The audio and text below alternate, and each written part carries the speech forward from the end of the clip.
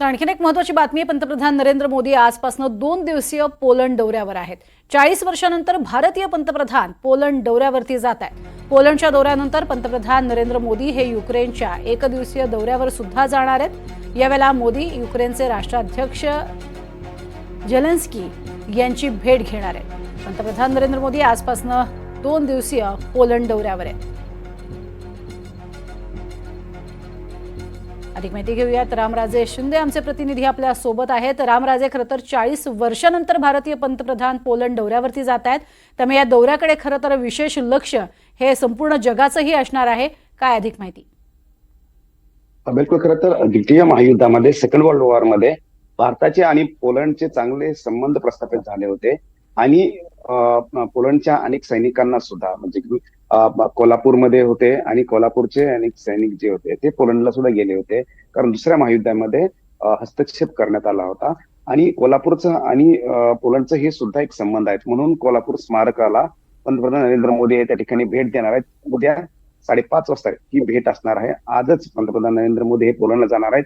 पोलंडची गुंतवणूक कशा प्रकारे आणता येतील भारतामध्ये, पोलंड सोबत संबंध कशा प्रकारे सुधारता येतील, इन्व्हेस्टमेंट कशी आणता येईल, या संदर्भामध्ये हा दौरा महत्वाचा आहे, कारण 40 वर्षानंतर पहिल्यांदाच भारताचं कोणतेतरी पंतप्रधान जे आहेत ते पोलंडला जाणार आहेत। दुसरं म्हणजेच की युक्रेनच्या संदर्भामध्ये झेलेन्स्की यांच्या सोबत एक महत्वाची बैठक सुद्धा होणार आहे, चर्चा सुद्धा होणार आहे। आपल्याला माहित आहे की युक्रेनच्या संदर्भामध्ये आणि रशियामध्ये जे युद्ध चाललेलं आहे तेव्हा सुद्धा पंतप्रधान नरेंद्र मोदी यांनी हस्तक्षेप केला होता आणि आता सुद्धा जे संबंध रशिया सोबत चांगले आहेत आणि त्याचबरोबर युक्रेन सोबत सुद्धा चांगले संबंध असणं हे गरजेचं आहे आणि त्यामुळेच पंतप्रधान नरेंद्र मोदी हे दौरे करत आहेत।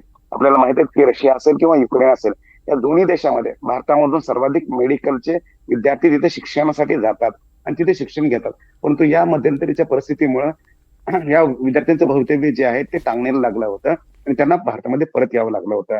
त्यामुळे एक एज्युकेशनल हब आणि टुरिस्ट प्लेस म्हणून युक्रेनला ओळखलं जातं। त्या संदर्भामध्ये आणखीन संबंध सुधारण्यासाठी सुद्धा हा दौरा जो आहे तो अतिशय महत्वाचा आहे। त्यामुळे संपूर्ण जगाचं लक्ष या दौऱ्याकडे लागलेलं आहे। नक्कीच। तुर्तास धन्यवाद या संपूर्ण माहितीसाठी रामराजे।